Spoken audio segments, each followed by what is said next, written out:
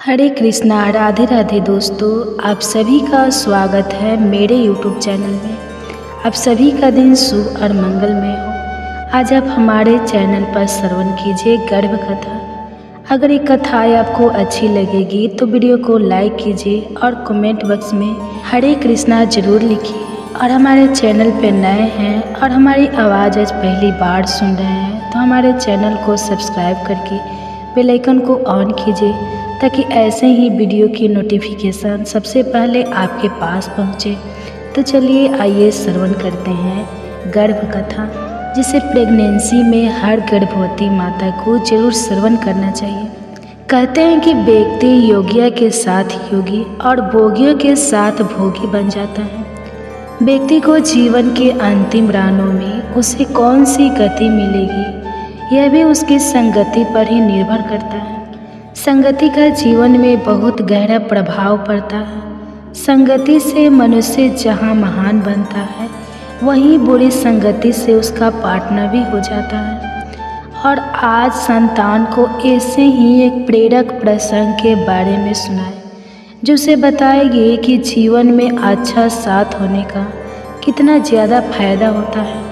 आइए कथा को प्रारंभ करें। सभी माताएं शांत भाव से बैठ जाए, अपने दोनों हाथ अपने गर्भ पर रख लें, कोमलता से अपनी आंखें बंद कर लें और अपनी संतान से कहे, आओ मेरे बच्चे, मैं तुम्हें एक कथा सुनाती हूँ। एक बार की बात है, राजकुमार को तोता पालने का मन किया।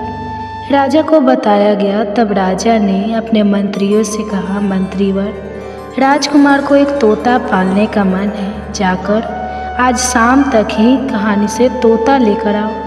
तोता एकदम से तो कहानी मिलता नहीं था, इसलिए मंत्री एक संत के पास गए और कहा, भगवान, राजा साहब एक तोता लेने की जिद कर रहे हैं, आप अपना तोता दे दो तो बड़ी कृपा होगी। संत ने कहा, ठीक है, ले लो। राजा ने सोने के पिंजरे में बड़े स्नेह से तोता की सुख सुविधा का प्रबंध किया। तो तब ब्रह्मा मुहूर्त में बोलने लगा तोता, जय श्री राम, ओम तत्सव, ओम तत्सव। उठो राजा, उठो महारानी, दुर्लभ मानव तन मिला है, यह सोने के लिए नहीं है, भजन करने को मिला है। राजा परिवार बड़े सवेरे उठकर उसकी बातें सुना करता था। राजा कहते थे कि तोता क्या मिला, हमें तो एकांत ही मिल गया। पर हर जीव की एक निश्चित आयु होती है। एक दिन वह तोता मर गया। राजा, रानी, राज परिवार और पूरे राज्य में हफ्तों तक शोक मनाया गया, झंडा झुका दिया गया। किसी प्रकार राज परिवार ने शोक का वर्णन किया और राजकाज पे पुनः गए। राजा साहब ने कहा, मंत्रीवर, खाली पिंजरा सूना लगता है, एक और तोता की व्यवस्था की जाए। मंत्री ने इधर उधर देखा, एक कसाई के यहाँ वैसा ही बहुत होता पिंजरे में तंगा देखा। मंत्री ने कहा कि राजा साहब चाहते हैं कि यह तोता उन्हें मिले। तब कसाई ने बोला कि ठीक है। कसाई वाला तोता राजा के पिंजरे में पहुंच गया। राज परिवार बहुत प्रसन्न था। सबको लगा कि वही तोता जीवित होकर चला आया है। दोनों की नासिक, पंख, आकर, चितवन सब एक जैसे थे, लेकिन बड़े सवेरे तू तो इस प्रकार राजा को भुलाने लगा जैसे वह कसाई अपने नौकरों को उठाता था। उठ हरामी के बच्चे, पढ़ा हुआ है साला, एक दो चप्पल की लगाऊंगी तभी समझ आएगी। चल उठ जा यहाँ से, मेरे लिए अंडे ला और फिर मुर्गियों को काट। कमीने यही बात को बार बार दोहराने लगा। राजा को इतना क्रोध आया कि उसने तोता को पिंजरे से निकाला और गर्दन मरोड़ के केले के बाहर फेंक दिया। मेरे बच्चे वे दोनों तोता सेज भाई थे, पर एक ही गर्दन मरोड़ दी गई तो दूसरे के लिए झंडा झुका दिए गए। भंडारा किया गया, शोक मनाया गया। आखिर भूल हुई तो कहाँ हुई? अंतर था दोनों की संगति का। मेरे बच्चे, हम सभी को यह मानव तन समाज रूप से मिला है। बच्चे, हम सभी को यह तनाव मानव जाति सब समाज रूप से मिला है, पर कोई उसे जीवन में ऐसे काम कर जाते हैं कि उन्हें सदियों तक सब याद रखते हैं। तो कहानी कुछ लोग ऐसे भी होते हैं जिसे उनके माता पिता परिवारजन की तंग आ जाते हैं। तो इसलिए कहा जाता है कि हम सदैव अच्छे लोगों का, अच्छी किताबें का संग करना चाहिए। वही हमारे जीवन की गाड़ी को सही रास्ते पे ले जाते हैं और अंत समय हमारी गति को कम करते हैं। कबीर दास जी ने बड़े ही सरल शब्दों में कहा है, कबीर तन पंछी भाया, जहाँ मन तहाँ उड़ी जाए। जो जैसी संगति करे सो पैसा फल वैसा ही पाए। अर्थात कबीर दास जी कहते हैं कि हमारा तन एक पक्षी की तरह है, उसके पास आज़ादी भी है। वह चाहे जिस दशा में उड़ सकता है, पर उसे यह समझना चाहिए कि वह जहाँ जाएगा, उनकी संगति करेगा, उसे अपने जीवन में वैसे ही परिणाम मिलेंगे। इसलिए हमें ध्यानपूर्वक एक एक काम बढ़ाना चाहिए। अपने संगति पर सदैव पैनी नज़र रखनी चाहिए। मेरे बच्चे, चलो अब आज के लिए इतना ही। अब तुम कृष्ण की वाणी सुनो। श्री कृष्ण कहते हैं, किसी भी व्यक्ति के अपने जीवन में सफल ना होने के सबसे मुख्य कारण होते हैं खुद पर भरोसा ना होना। जीवन में वही व्यक्ति सफल होता है जिसे खुद पर भरोसा हो। जिस व्यक्ति को खुद पर भरोसा नहीं है वह कभी भी सफल नहीं हो सकता। एक बार दानवीर कर्ण ने भगवान श्री कृष्ण से अपनी व्यथा सुनाई और कहा कि हे प्रभु, जब मैं पैदा हुआ तब मेरी माँ ने मुझे त्याग दिया, इसमें मेरा क्या अपराध था। द्रोणाचार्य ने मुझे शिक्षा देने के मना कर दिया क्योंकि वह मुझे क्षत्रिय नहीं मानते थे, इसमें भी मेरा क्या अपराध। और द्रौपदी के स्वयंवर में मुझे अपमानित किया गया क्योंकि महाराज परिवार का हिस्सा नहीं हूँ।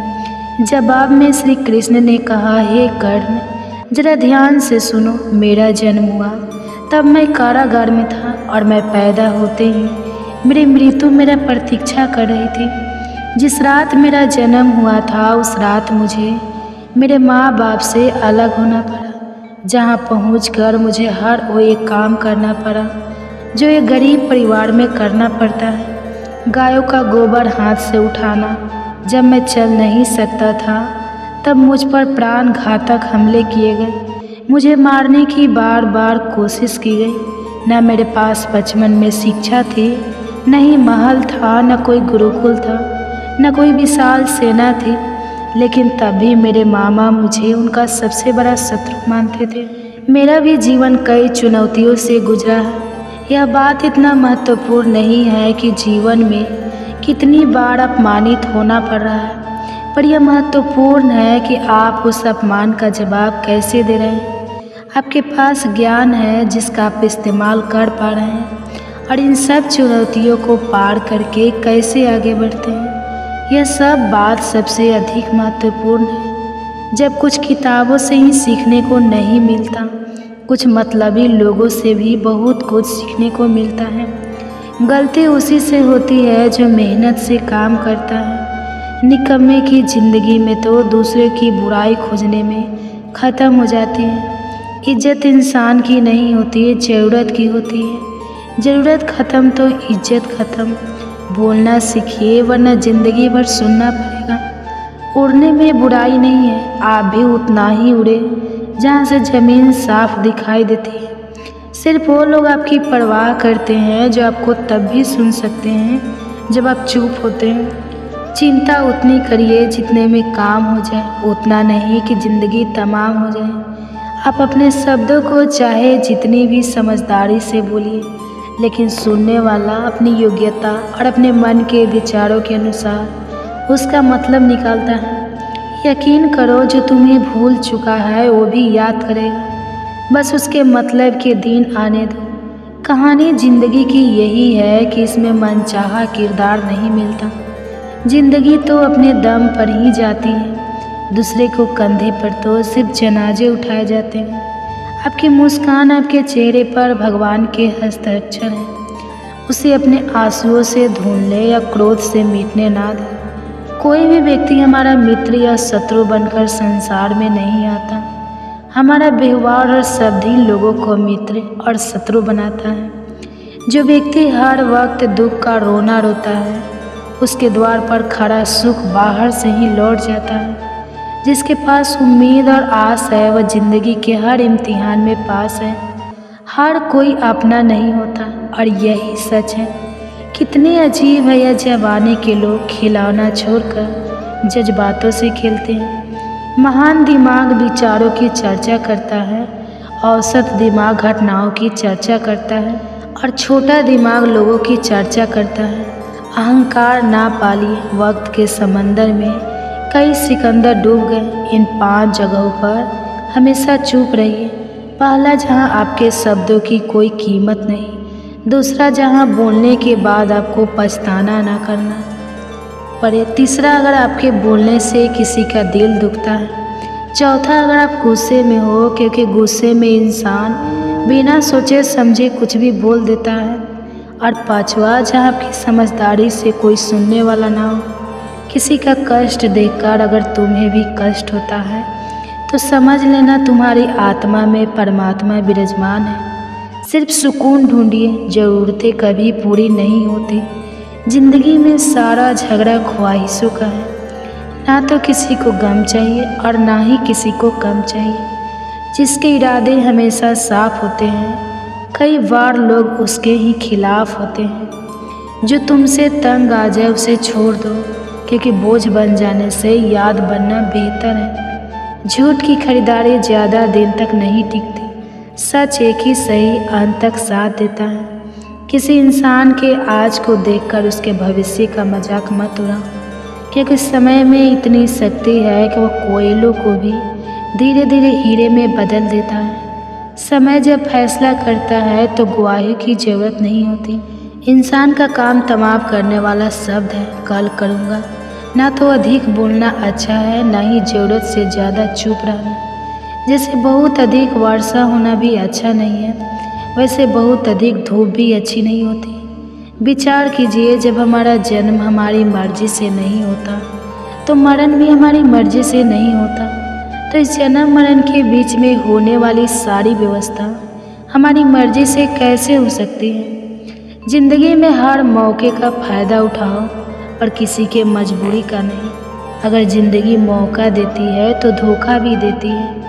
आज के ज़माने में सुखी होना तो स्वार्थी बनना पड़ेगा। यह हम नहीं, इस युग की सत्य हकीकत है। जो हमारे जज्बातों की कदर नहीं कर सकते, उनके पीछे पागल होना प्यार नहीं, बेवकूफ़ी है।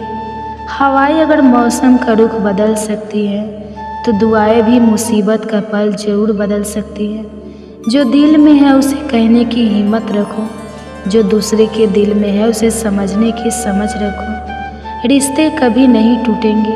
अपनी लगन, धैर्य, हिम्मत और सकारात्मक विचारों के सहारे इंसान अनेक विकट परिस्थितियों में भी सफलतापूर्वक बाहर आ सकता है। यह एक निश्चित बात है कि आप काम खत्म नहीं कर सकते।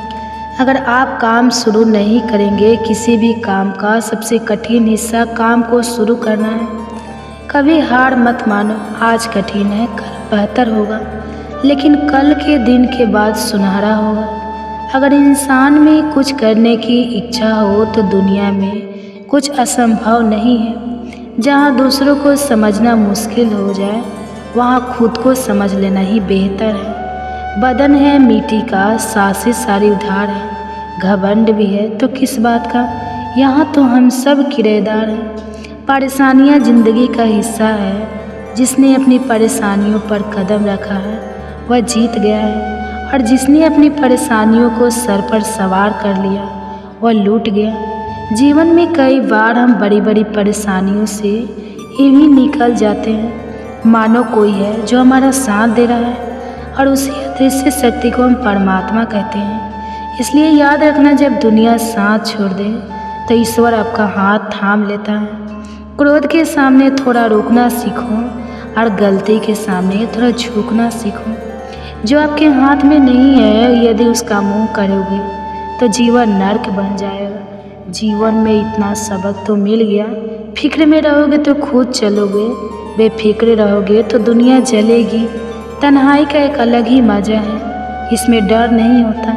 किसी के छोड़ जाने तुमने खुद को कमज़ोर मन रखा है, वरना जो तुम कर सकते हो कोई दूसरा नहीं कर सकता। जिसे गर्भवती माता को जरूर सुबह शाम श्रवण जरूर करना चाहिए, और अपने गर्भस्थ शिशु को ज़रूर श्रवण कराना चाहिए। अगर वीडियो अच्छी लगेगी तो वीडियो को लाइक कीजिएगा और कमेंट बॉक्स में हरे कृष्णा ज़रूर लिखिएगा और साथ ही हमारे चैनल को सब्सक्राइब भी ज़रूर कर लीजिएगा और साथ ही बेल आइकन को भी प्रेस ज़रूर कर लीजिएगा ताकि ऐसे ही वीडियो आप सबके पास सबसे पहले पहुँचे। तो आइए आज श्रवण करते हैं गर्भ कथा। गर्भ में मिलने वाले कष्टों का रहस्य बहुत ही गूढ़ और हृदय को छोड़ देने वाला है। श्री कृष्ण अर्जुन से कहते हैं, हे पार्थ, जब कोई जीव माँ के गर्भ में आता है तो केवल शरीर धारण नहीं करता बल्कि अपने पूर्व जन्मों के कर्मों का पूरा बोझ भी साथ लाता है। वह मांस, मज्जा और रक्त के बीच एक अंधेरी कैद में घिरा रहता है जहाँ चारों ओर केवल अंधकार, घुटन और पीड़ा होती है। 6 माह के बाद जब उसे होश आने लगता है तो असहनीय दुर्गंध के बीच कड़ा उठता है। उस घुटन भरे संसार में हर क्षण उसे ऐसा प्रतीत होता है जैसे वह किसी कठोर दंड को भोग रहा हो। तब वह आत्मा आर्त स्वर में ईश्वर से पुकारती है, हे प्रभु, मैंने ऐसा कौन सा पाप किया था जो मुझे इस अंधकारमय नरक में धकेल दिया गया। मैं इस मोह माया से भरी दुनिया में जन्म नहीं लेना चाहता। कृपया कर मुझे मुक्त कर दीजिए। परंतु नियति की यह अटल सच्चाई है कि ईश्वर उसकी विनती को अनसुना कर देते हैं क्योंकि जीव को अपने कर्मों का फल भोगना ही पड़ता है। श्री कृष्ण अर्जुन को बताते हैं, हे धनंजय, माँ के गर्भ में जीव जितने कष्ट सहता है वह मृत्यु लोक के किसी भी दुख से कहीं अधिक होता है। परंतु यह कष्ट किसी के साथ अन्याय नहीं बल्कि उसके पूर्व जन्मों में किए गए कर्मों का ही प्रतिफल होता है। वहाँ वह अपने पापों पर पछताता है, अपने किए गए अधर्म को याद कर तड़प उठता है और सोचता है कि काश उसने सत्कर्म किए होते तो आज उसे इस पीड़ा में ना रहना पड़ता। परंतु जैसे जैसे जन्म की घड़ी पास आती है वैसे वैसे वह अपने पूर्व जन्म की बातें भूलने लगता है। जैसे ही वह संसार में जन्म लेता है उसे अपने बीते हुए जन्म की कोई स्मृति नहीं रहती। वह फिर उसी मोह माया में लिप्त हो जाता है, वही भूले दोहराने लगता है और फिर वही जन्म मरण का चक्र चलता रहता है। भागवत गीता में भगवान श्री कृष्ण कहते हैं, हे अर्जुन, यह चक्र अनंत है। जब तक जीव अपनी आत्मा के परम सत्य को नहीं जान लेता तब तक वह जन्म और मृत्यु के इस चक्र में बंधा रहता है। यही नहीं, यदि कोई गर्भवती स्त्री भागवत गीता का श्रवण करती है तो उसके गर्भ में पल रहे शिशु का मानसिक और आध्यात्मिक विकास होता है। ऐसे माता पिता को संस्कारी, बुद्धिमान और श्रेष्ठ संतान की प्राप्ति होती है जो न केवल इस जीवन को संवारती है बल्कि आत्मा के मोक्ष का मार्ग भी प्रशस्त करती है। गर्भ गीता केवल एक ग्रंथ नहीं बल्कि जीवन और जन्म के सबसे गहरे रहस्यों का उद्घाटन है। यह वह दिव्य ज्ञान है जो हमें सोचने पर विवश करता है। क्या हम इस चक्र से मुक्त हो सकते हैं? क्या कोई ऐसा मार्ग है जो हमें मोक्ष की ओर ले जाए? भगवान श्री कृष्ण स्वयं हमें यह सिखाते हैं कि संसार एक स्वप्न के समान है जहाँ हर जन्म हमें मोक्ष का एक अवसर देता है।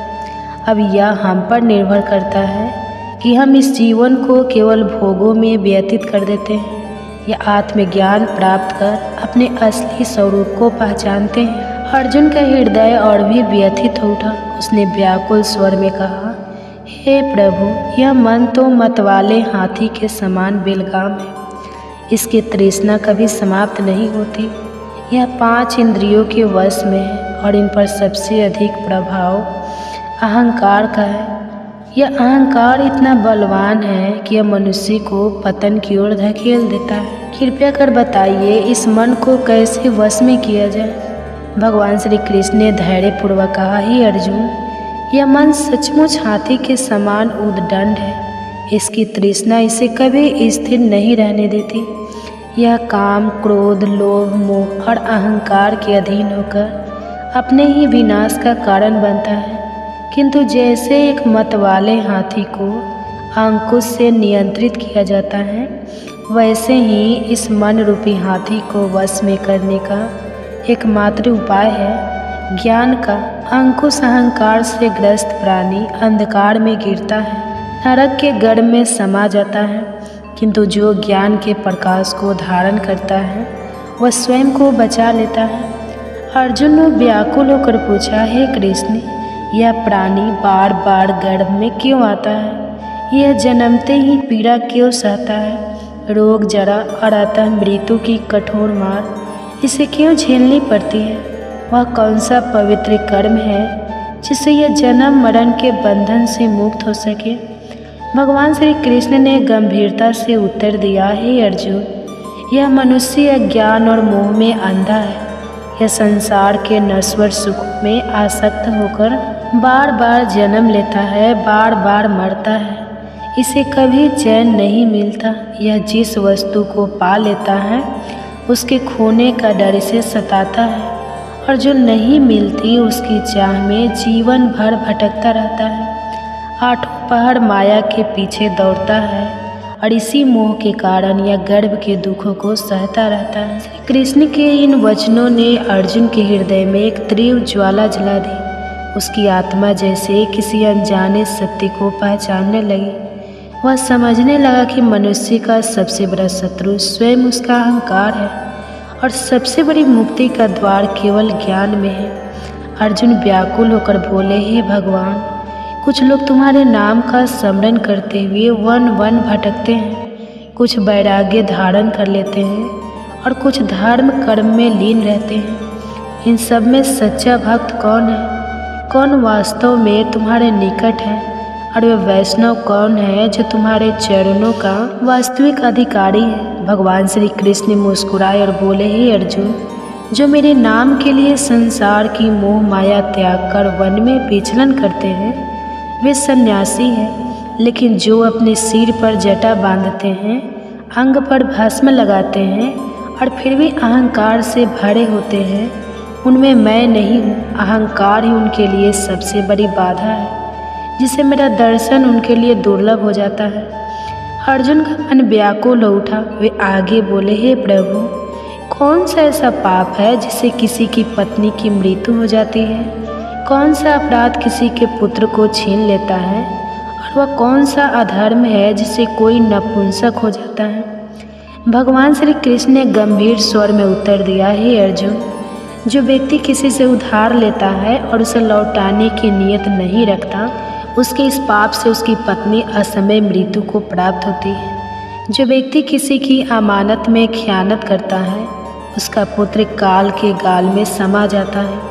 और जो किसी से वादा करता है परंतु समय आने पर मुकर जाता है, वह अगले जन्म में नपुंसक होता है। ये सभी पाप अत्यंत घोर है जो जीवन को दुख और विनाश की ओर ले जाते हैं। अर्जुन का मन व्याकुल हो गया। उन्होंने कांपते स्वर में पूछा, हे प्रभु, कुछ लोगों को आप अपार धन संपत्ति स्वर्ण और वैभव देते हैं, वे कौन से पुण्य के भागी होते हैं? और जो हाथी घोड़ा रथ जैसे राजसी सुख पाते हैं, उन्होंने कौन सा महान कर्म किया होता है? भगवान श्री कृष्ण ने मंद मुस्कान के साथ उत्तर दिया, हे अर्जुन, इस संसार में जो मनुष्य दानशील होते हैं, जो अपने धन को धर्म और सत्कर्म में लगाते हैं, जो भूखों को भोजन कराते हैं और निष्काम सेवा करते हैं, वे स्वर्ण और अपार धन संपदा प्राप्त करते हैं। और जो व्यक्ति सत्य और न्याय के मार्ग पर चलते हैं, जो अपने जीवन को धर्म और लोक कल्याण के लिए अर्पित करते हैं, वे हाथी घोड़ा और रथ जैसे राजसी सुखों के अधिकारी बनते हैं। ये सब उनके पूर्व जन्मों के पुण्य का ही फल है। इस संसार में कर्म ही सर्वस्व है और जो जैसा करता है उसे वैसा ही फल प्राप्त होता है। अर्जुन ये सुनकर गहरे चिंतन में डूब गए। उन्होंने समझ लिया कि संसार में कोई भी सुख दुख बिना कारण नहीं आता। हर जन्म, हर परिस्थिति, हर भाग्य केवल और केवल अपने कर्मों का ही परिणाम है। अर्जुन ने व्याकुल होकर पूछा, हे प्रभु, यह संसार इतना विविध क्यों है? कोई राजा बनता है, कोई निर्धन रहता है, कोई विद्वान होता है तो कोई अज्ञानी।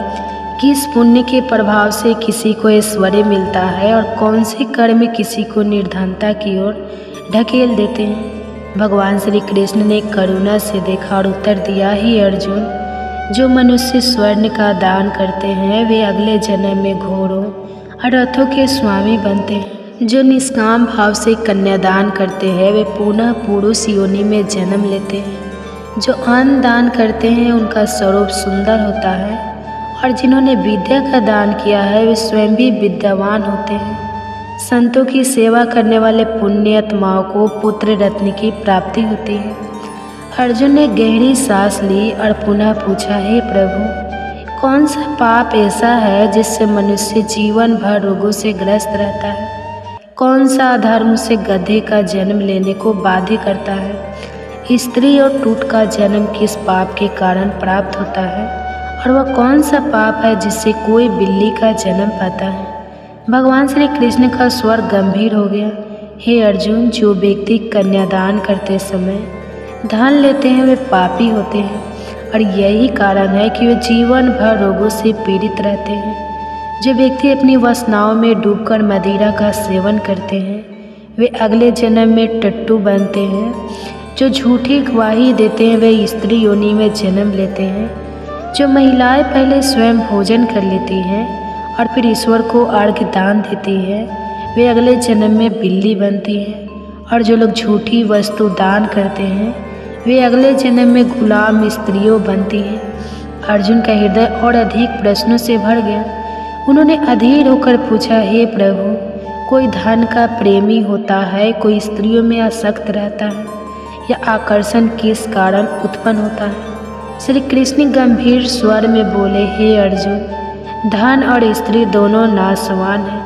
यह माया का मोह जाल है जो जीव को भटकाता है। केवल मेरी भक्ति ऐसी है जो कभी नष्ट नहीं होती। जो मेरी शरण में आता है वही सच्ची शांति पाता है। अर्जुन ने और अधिक गहराई से जानना चाहा। उन्होंने पूछा, हे भगवान, यह राजपाट किस पुण्य से प्राप्त होता है? कौन सा धर्म करने से विद्या का वरदान मिलता है? भगवान श्री कृष्ण का स्वर और अधिक गंभीर हो गया। हे अर्जुन, जो प्राणी काशी में निष्काम भाव से तप करते हुए देह त्यागते हैं वे राजा बनते हैं। और जो गुरु की सेवा निष्ठा और समर्पण से करते हैं वे विद्या प्राप्त करते हैं। ये संसार केवल कर्मों का प्रतिफल है। अर्जुन अभी भी समाधान नहीं पा रहे थे। उन्होंने और जिज्ञासा से पूछा, हे प्रभु, कुछ लोग बिना किसी परिश्रम के अचानक धनवान हो जाते हैं, इसका क्या कारण है? भगवान श्री कृष्ण मुस्कुराए और बोले, हे अर्जुन, जो गुप्त दान करते हैं, जो बिना किसी दिखावे के दूसरों की सहायता करते हैं, वे अचानक धन संपत्ति प्राप्त करते हैं। जो परमेश्वर के कार्य में लगते हैं, जो परोपकार में अपना जीवन अर्पित करते हैं, वे सदैव रोगों से मुक्त रहते हैं। अब अर्जुन के मन में पापों को लेकर जिज्ञासा उठी। उन्होंने भयभीत स्वर में पूछा, हे भगवान, कौन से पाप मनुष्य को अम्ली नशेड़ी बना देते हैं? कौन से पाप से गूंगे हो जाते हैं और कौन सा पाप कुष्ठ रोग का कारण बनता है? भगवान श्री कृष्ण के नेत्रों में एक गहरी गंभीरता झलक उठी। वे बोले, हे अर्जुन, जो व्यक्ति नीच कुल की स्त्रियों के साथ अनुचित संबंध रखते हैं वे अगले जन्म में अम्ली बनते हैं। जो गुरु से शिक्षा प्राप्त करके भी उसे भूल जाते हैं, अपने गुरु का अपमान करते हैं, वे गूंगे होते हैं। और जो निर्दोष गौ की हत्या करते हैं वे कुष्ठ रोग से पीड़ित होते हैं। इन पापों का प्रायश्चित अत्यंत कठिन होता है। अर्जुन का हृदय पीड़ा से भर उठा। उन्होंने कांपते हुए कहा, हे प्रभु, कोई व्यक्ति रक्त विकार से ग्रस्त क्यों होता है? कोई निर्धन क्यों जन्म लेता है? किस पाप के कारण खंड वायु का कष्ट मिलता है? कौन से पाप से कोई अंधा या पंगु बनता है? और कुछ स्त्रियां बाल विधवा क्यों होती है? भगवान श्री कृष्ण का स्वर करुणा से भर उठा। हे अर्जुन, यह सब पापों का परिणाम है। जो व्यक्ति अन्याय से अर्जित धन से अपना जीवन व्यतीत करता है और रक्त विकार से ग्रस्त होता है। जो मनुष्य दूसरों का हक छीनता है वह निर्धनता का जीवन जीता है। जो प्राणी के साथ छल करता है वह अगले जन्म में खंड वायु लकवे का शिकार होता है। जो अपने माता पिता का अपमान करता है वे अगले जन्म में अंधे या पंगु जन्म लेते हैं। और जो स्त्रियां छल कपट से अपने पति को कष्ट देती हैं वे अगले जन्म में बाल विधवा हो जाती हैं। अर्जुन के नेत्रों में अश्रु छलक पड़े। वे समझ गए कि संसार में सुख दुख स्वास्थ्य रोग धन निर्धनता सब कुछ केवल और केवल कर्मों का ही फल है। जो जैसा करता है उसे वैसा ही फल भोगना पड़ता है। अर्जुन ने गहरी श्रद्धा से भगवान श्री कृष्ण के चरणों में प्रणाम किया और अत्यंत भावुक होकर पूछा, हे प्रभु, आप पर ब्रह्मा हैं। आप जानते हैं आपको कोटि कोटि प्रणाम। पहले मैं आपको केवल अपना संबंधी मानता था, परंतु अब मैं आपको संपूर्ण ब्रह्मांड के ईश्वर रूप में देख रहा हूँ। हे परमेश्वर, कृपया कर बताइए गुरु दीक्षा का क्या महत्व है और सच्चे गुरु का स्वरूप कैसा होता है।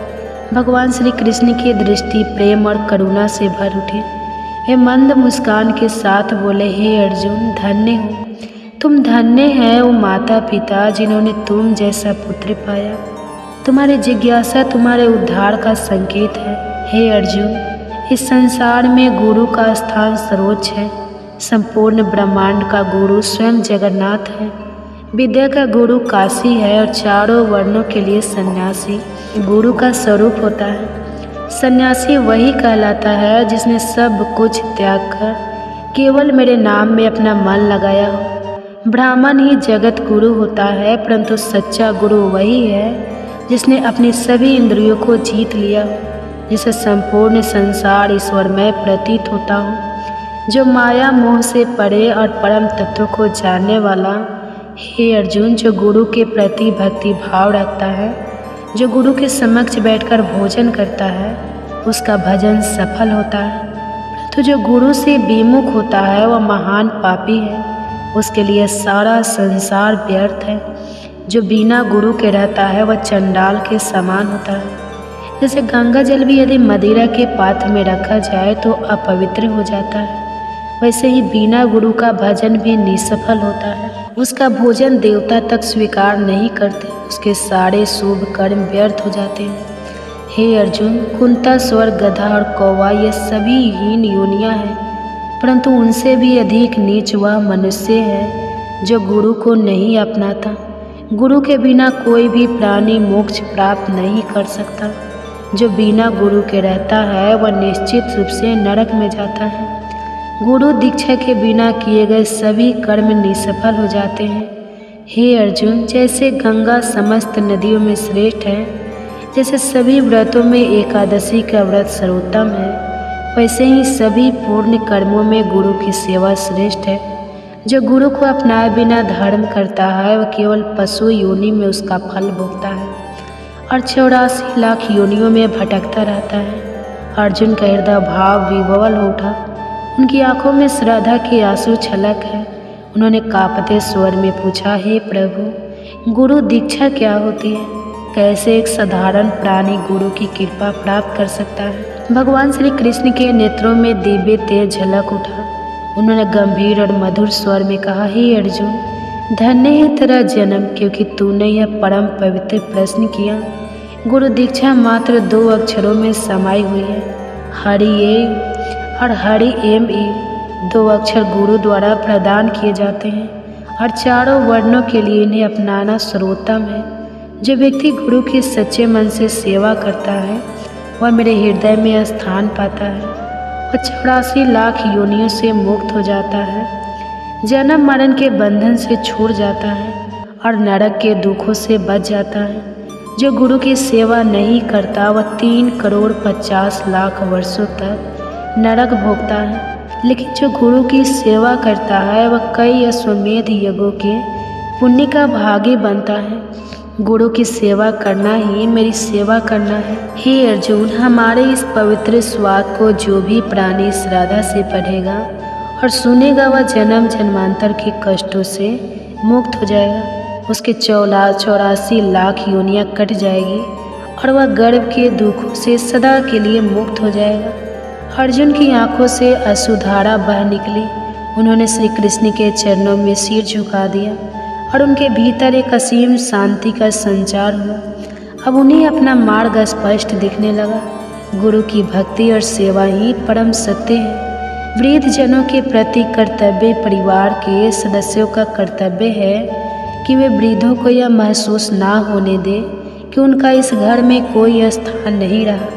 उन्हें ऐसा लगना चाहिए कि परिवार उनके प्रति प्रेम और उनका सम्मान रखता है। यदि हम आज अपने बुजुर्गों की सेवा करेंगे तो कल हमारी संतानें भी हमें वही आदर देंगी। यह जीवन का चक्र है, जो बोवेगे वही पाओगे। गृहस्थों का कर्तव्य है कि जो भी अतिथि या अभाग्यत उनके द्वार पर आए उसका उचित सत्कार करें। भारतीय संस्कृति में कहा गया है, अतिथि देवो भव। जहाँ अतिथियों का सम्मान नहीं होता वहाँ समाज और परिवार की उन्नति रुक जाती है। परिवार की एकता भी बहुत महत्वपूर्ण है। जहाँ लोग एक दूसरे से खुलकर संवाद नहीं करते, एक दूसरे से कटे कटे रहते हैं, वह समाज और परिवार शीघ्र ही बिखरने लगते हैं। इसके विपरीत जहाँ शाम को सभी सदस्य मिलकर बैठते हैं, अपनी बातें साझा करते हैं और परस्पर प्रेम भाव रखते हैं, वहाँ परिवार में सुख और समृद्धि बनी रहती है। अगर कोई व्यापार लगातार घाटे में चल रहा हो तो उसे सफल नहीं कहा जाता। इसी तरह मानव जीवन भी एक व्यापार की तरह है। अगर इसमें प्रसन्नता, शांति और संतोष नहीं है तो यह घाटे में ही चल रहा है। अत्यधिक इच्छाएं, अहंकार, द्वेष, क्रोध, असहिष्णुता और स्वार्थ यह सभी जीवन को धीरे धीरे नष्ट कर देते हैं। बहुत से लोग सारी भौतिक सुविधाएं होने के बावजूद भी मानसिक रूप से परेशान रहते हैं, क्योंकि वे ईर्ष्या, द्वेष, कलह, चिंता और मानसिक उलझनों में उलझे रहते हैं। धन अधिक हो या कम, लेकिन मन यदि पवित्र है तो जीवन सुखी रहेगा। शुद्ध विचार, संतों और सज्जनों की संगति से मन की पवित्रता बनी रहती है। बुढ़ापा जीवन का अंतिम सत्य, अंत भला तो सब भला, यह कहावत सही है, लेकिन अधिकांश लोगों के लिए बुढ़ापा सबसे कष्टदायक समय बन जाता है। जो व्यक्ति अपने पूरे जीवन में क्रोध, ईर्ष्या, स्वार्थ और कटुता को पालता है, उसका बुढ़ापा भी दुखदायी हो जाता है। परंतु जो संतोष, सेवा और प्रेम का मार्ग अपनाता है, वो अपने जीवन के अंतिम पड़ाव को भी शांति और सुख के साथ व्यतीत करता है। वास्तविक सुख बाहरी चीज़ों में नहीं, मन की शांति, अच्छे विचारों और प्रेम पूर्ण संबंधों में है। वृद्धों का सम्मान करें, उनके अनुभवों से सीखें, परिवार में प्रेम और एकता बनाए रखें, मन को शुद्ध रखें ताकि जीवन के अंतिम क्षण भी सुखद और शांतिपूर्ण हो। दोस्तों, अगर आपको ये वीडियो पसंद आई हो तो लाइक, शेयर और सब्सक्राइब करना ना भूलें। यदि आप हमारे YouTube चैनल वंदना काव्य पर नए हैं तो सब्सक्राइब करके बेल आइकन दबाएं ताकि हमारी हर नई वीडियो सबसे पहले आप तक पहुँचे। कमेंट्स में जय श्री कृष्णा, राधे राधे लिखना, अपना आशीर्वाद दें। हमारी पूरी वीडियो देखने के लिए धन्यवाद। जय श्री कृष्णा, राधे राधे। कहते हैं कि गर्भावस्था में अगर पूरी भागवत ना भी पढ़ पाए तो कृष्ण के जन्म के समय की स्तुति जरूर ही श्रवण करना चाहिए। इसे गर्भ में पल रहे बच्चे पर भगवान के जैसे ही गुण प्रकट होते हैं। तो आइए बड़े ही प्रसन्न चित्तमन से माताएं एवं बहनें गर्भ कथा का श्रवण करते हैं। भगवान श्री कृष्ण जिन्हें संपूर्ण ब्रह्मांड का पालनहार माना जाता है, इन्हीं के बाल लीला का हम श्रवण करेंगे। अगर अभी तक आपने मेरे चैनल को सब्सक्राइब नहीं किया है तो चैनल को सब्सक्राइब कर लीजिए। अगर वीडियो अच्छी लगेगी तो वीडियो को लाइक कीजिए और कमेंट्स में हरे कृष्णा जरूर लिखिए, और हो सके तो वीडियो को पूरा जरूर श्रवण कीजिए और अपने बच्चे को भी जरूर सुनाइए, और ज़्यादा से ज़्यादा इस वीडियो को शेयर कीजिए ताकि जितने भी हमारे माताएं एवं बहनें गर्भावस्था में है वो अपने बच्चे को जरूर सुनाएं। और बच्चे में भगवान के जैसे गुण भी आते हैं, बच्चे अच्छे संस्कार के पैदा होते हैं। तो भगवान श्री कृष्ण जिन्हें संपूर्ण ब्रह्मांड का पालनहार माना जाता है, उनका जब धरती पर जन्म लिया तो उन्हें बाल्यकाल की लीलाएं अत्यंत मोहक और चमत्कारी थी। उनके बाल रूप ने गोकुल और वृंदावन में भक्तों के हृदय को प्रेम और आनंद से भर दिया। यह कथा हमें उनकी अद्भुत बाल्यकाल की कुछ लीलाओं का रसपान कराएगी। कंस का अत्याचार दिन प्रतिदिन बढ़ता जा रहा था।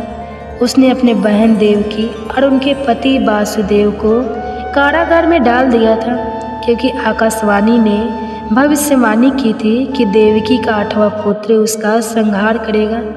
जब श्री कृष्ण का जन्म हुआ तो कारागार के सभी द्वार अपने आप खुल गए और वासुदेव जी उन्हें टोकरी में रखकर यमुना पार गोकुल में नंद बाबा के घर ले गए। वहाँ उन्होंने यशोदा के नवजात शिशु के स्थान पर कृष्ण को रख दिया और लौट आए। सुबह होते ही नंद बाबा और यशोदा माता को यह अपार हर्ष हुआ कि उनके घर में एक सुंदर पुत्र ने जन्म लिया। गोकुल में आनंद की लहर दौड़ गई, चारों ओर उल्लास का वातावरण बन गया। कंस ने कृष्ण को मारने के लिए कई असुरों को भेजा। उनमें से एक थी पुतना, जो बच्चों को मारने के लिए उन्हें विषैले दूध से पिलाती थी। वह सुंदर स्त्री का रूप धारण कर गोकुल पहुँची और कृष्ण की गोद में लेकर उन्हें स्तनपान कराने लगी। लेकिन भगवान कृष्ण उसकी चाल को भली भांति समझ गए और उन्होंने इतना तेज चूसना शुरू किया कि पुतना पीड़ा से चीखने लगी। अतः वह अपने असली राक्षसी रूप में आकर धराशायी हो गई। गोकुलवासियों ने इसे चमत्कार माना, लेकिन वे कृष्ण के इस अद्भुत पराक्रम से अनजान थे। कृष्ण बचपन से ही बड़े नटखट थे। वे यशोदा माता की मटकी फोड़ देते, मक्खन चुराकर ग्वालों को खिलाते और ग्वालिनों को सताते थे। एक दिन माता यशोदा ने उन्हें मक्खन खाते हुए पकड़ लिया और सजा देने के लिए ओखली से बांधने लगी। लेकिन कृष्ण कोई साधारण बालक नहीं थे। जैसे ही माता यशोदा रस्सी बांधने लगती, रस्सी हर बार 2 अंगुल छोटी पड़ जाती। कई बार प्रयास करने के बाद जब माता प्रेम से थक गई तब भगवान ने स्वयं को बांधने दिया। बंधे होने के बावजूद उन्होंने खेल खेल में ओखल को खींचते हुए यमलार्जुन 2 विशाल वृक्ष के बीच से निकाल दिया। जैसे ही ओखल दोनों वृक्षों के बीच आया, वे गरजते हुए गिर गए और उनमें से 2 देवता प्रकट हुए। ये धन के देवता कुबेर के पुत्र थे, जो श्राप के कारण वृक्ष रूप में थे। कृष्ण की कृपा से उनका उद्धार हुआ। कृष्ण अपने सखाओं के साथ गोकुल के घर घर जाकर माखन चुराते थे। वे कभी मटकी फोड़ देते, कभी ऊंचाई पर रखी मटकी से मक्खन निकालने के लिए सखाओं के साथ पिरामिड बना लेते। इस पर गोकुल की ग्वालिनें यशोदा माता से शिकायत करने आई, माई तेरा लाला बहुत नटखट हो गया है, हमारे घरों में घुसकर मक्खन चुरा लेता है। यशोदा माता ने कृष्ण को डांटा, लेकिन कृष्ण भोलेपन से बोले, माई मैंने तो मक्खन नहीं खाया, देखो मेरे हाथ भी साफ, जबकि मक्खन उनके ओठों पर लगा हुआ था। कृष्ण की मासूमियत देखकर ग्वालिनें हंस पड़ी और उनके बाल रूप पर मुग्ध हो गई। यमुना नदी में कालिया नाग नामक एक विषैला नाग रहता था, जिससे जल दूषित हो गया था। गोकुल के पशु पक्षी और मनुष्य इससे त्रस्त थे। कृष्ण ने इस संकट का समाधान करने के लिए यमुना में छलांग लगा दी। उन्होंने कालिया नाग के सिर पर कूदकर नृत्य किया और उसे परास्त कर दिया। नाग ने भयभीत होकर भगवान से क्षमा मांगी। कृष्ण ने उसे यमुना छोड़कर किसी अन्य स्थान पर जाने की आज्ञा दी, जिससे यमुना का जल पुनः शुद्ध हो गया। गोकुलवासी हर वर्ष इंद्र देवता की पूजा करते थे, लेकिन कृष्ण ने समझाया कि हमें इंद्र की नहीं बल्कि गोवर्धन पर्वत की पूजा करनी चाहिए, जो हमारी गायों को चरने के लिए हरी घास देता है और हमें भोजन प्रदान करता है। गोकुलवासियों ने गोवर्धन पर्वत की पूजा शुरू कर दी, जिससे इंद्र क्रोधित हो गए। उन्होंने गोकुल पर मूसलाधार वर्षा बरसाई।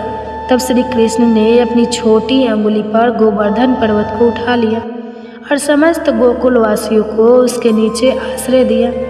इंद्र ने अपनी हार स्वीकार की और कृष्ण को साक्षात नारायण के रूप में प्रणाम किया। गोकुल से वृंदावन आने के बाद भी कृष्ण की बाल लीलाएं जारी रही। वे ग्वाल बालों के साथ गाय चराने जाते, रास लीला करते, अपनी मधुर बांसुरी से सबको मोहित कर देते।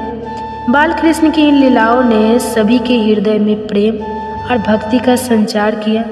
उनकी अलौकिक बाल लीलाएं आज भी भक्तों को आनंदित करती हैं।